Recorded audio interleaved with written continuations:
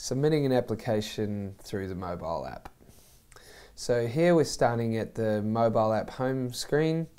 Now in order to start your application, look down to the bottom of the screen and select New Quote.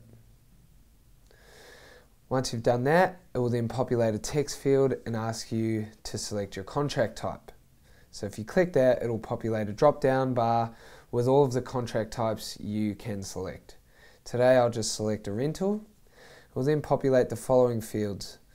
First off, you'll select your term. Today I'll select 36 months.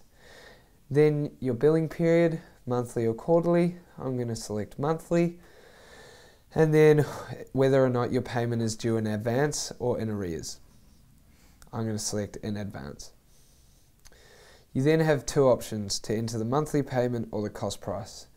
Today I'm just going to select the cost price. Let's go 15,000. And in order to calculate this, just select the tick in the bottom right hand corner. Now based on the factors that your vendor is assigned, it will calculate the monthly amount based on the total you entered, 15,000, over the term you selected, 36 months, and it will calculate the monthly amount that your client is obligated to pay. It will also then show you your factor that the system used. If you're not happy with that, you can cancel, you can change this, and then recalculate. You'll notice the change in cost in monthly amount. Once you're happy, select OK, and this has created a draft application. This will then take you into the second stage of the deal application process. You'll notice up the top how the landscape has changed. We just completed stage one, which was deal. Once you completed your quote and selected OK, these fields became non-editable. So we're now in the Payments tab, where we can select our payment method, either direct debit or monthly invoice. You'll notice that direct debit has been pre-populated, as most of our deals are billed via direct debit. However, you also have the option to choose monthly invoice. Once you've done that, you can continue on to the next tab, which is Assets, by either selecting Continued Assets down the bottom of the screen or selecting the tab at the top. You'll then notice this Add Asset button. If you click that, it will then populate a free text field where you can enter in your asset for this application. You'll then notice to the left of that, you've got this button New. If you click that, it will change to Used, so the system can accommodate both new and used equipment. Today I'm going to use new equipment, and then also on the left you have your quantity. If you select that, you can then select your amount. Let's go 3. You also have the option to add as many assets as you'd like, and if you need to delete any of those, you can just use this trash can on the right hand side. Once you're happy with that, you can then continue on to your final tab, which is Client. Now this is where you would enter your ABN. Now let me just get my ABN up. You'll probably have to edit this out. No worries, mate. Now this is where you'd enter in your client's ABN,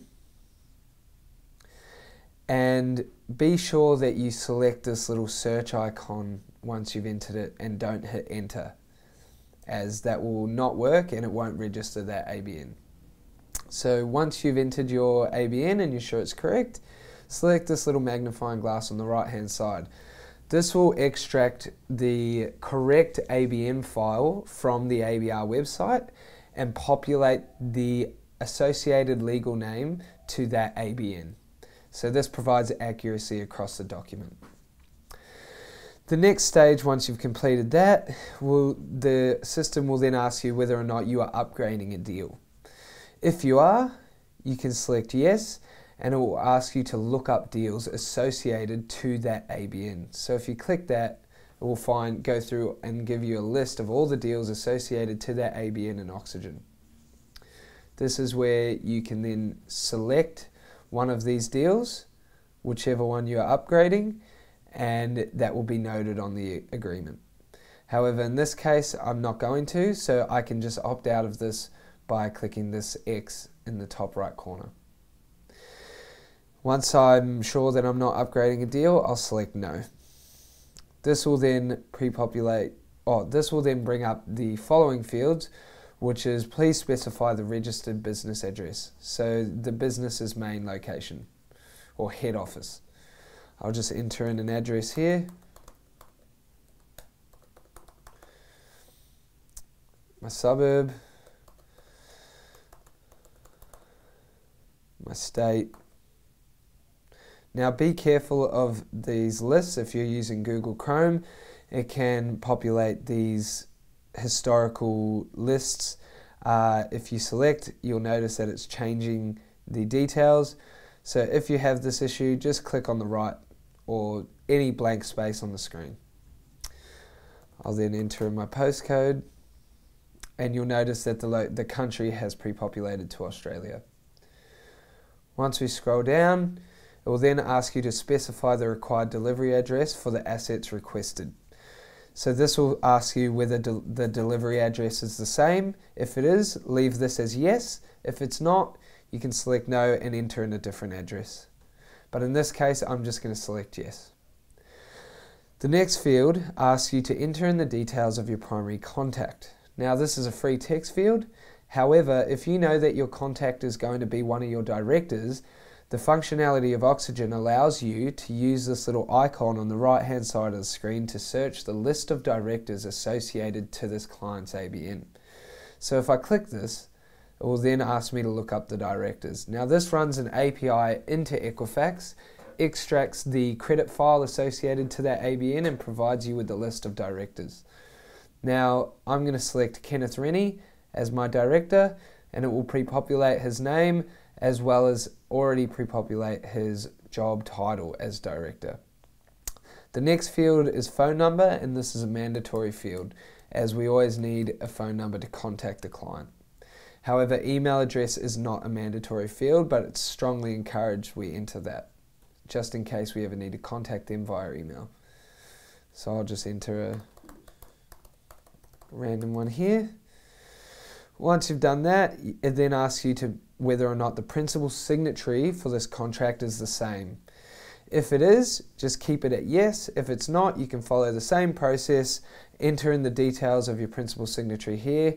You also have the option to look up the directors again. However, in this case, I'm just going to say yes, he is the same. And the same goes for the guarantor. Is the guarantor for this application the same? If it is, select yes. If it's not, follow the same process. However, if you don't have a guarantor, you can also select skip. In this case, I'm going to select yes. The guarantor is the same as the two other primary contacts. Now, the last field that Oxygen provides you is if you have any additional information you'd like to share with us, please specify them below. Now, this text box is strictly for SER's eyes only. And this is any information regarding that might hold up your approval or help you with your approval that you think that SER should know about. So maybe your client has gone overseas for the week and you won't be able to get a driver's license until they're back. Now I'm just going to leave that blank. Now once we're ready to submit, we can click that, which will then give us this window and make sure, and it will have a spiel saying you are about to submit this deal for approval. You may not alter the deal once it has been processed. Please ensure you have correctly entered your fees, the assets requested, and all client details before proceeding. Continue. Now once you click OK, you will have submitted it for final approval. You won't be able to edit it. However, if you would like to just double check over all the information and make sure it's correct, you can just select cancel here. You can then go through and check all of your details are correct. You can also flick through each tab and edit anything before you want to submit it. This deal will also stay in the draft status before you submit it. So if you need to go out of the deal, go do something else for a bit, you can always come back to this and all the data will be saved in Oxygen. So I'm happy with that, so I'm going to click ready to submit. And once I've done that, the deal has now been submitted to SCR for final approval. You'll notice at the top of the screen, the status is at submitted. So in the background, the SCR credit matrix is making all the appropriate credit checks to see whether or not this deal can be conditionally approved or referred. You also know underneath here, there are 3 outstanding tasks for the vendor to complete. So if I scroll down to the bottom of the screen, you'll see you have upload the agreement, upload the direct debit, and upload the privacy consent. So these are conditions in order to get your final approval. However, before you do that, you'll notice at the bottom of each task there's a PDF. Now this is your generated document. So all of the information that we just created just entered into the system has been populated on our document. You'll see my client's name there, my address, my contact name, my phone number, email address, and so on and so forth. All of our details are there. Now, if I refresh the screen, it should come back with a decision.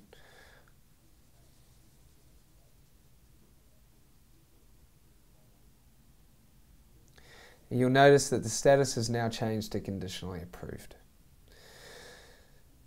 You'll also be able to get all of your deal details by clicking these tabs. They're drop-down bars, just to minimize the noise when you're looking at your deal. Now, in order to get your final approval, you can print these off. You can either download these PDFs and save them to your desktop and email them to your client, or you can print them off, take them to your client, get them signed. Once you've got the agreement signed, the direct debit and the privacy, you can then upload them against these tasks. Once you've uploaded them, you'll notice that they change to a tick.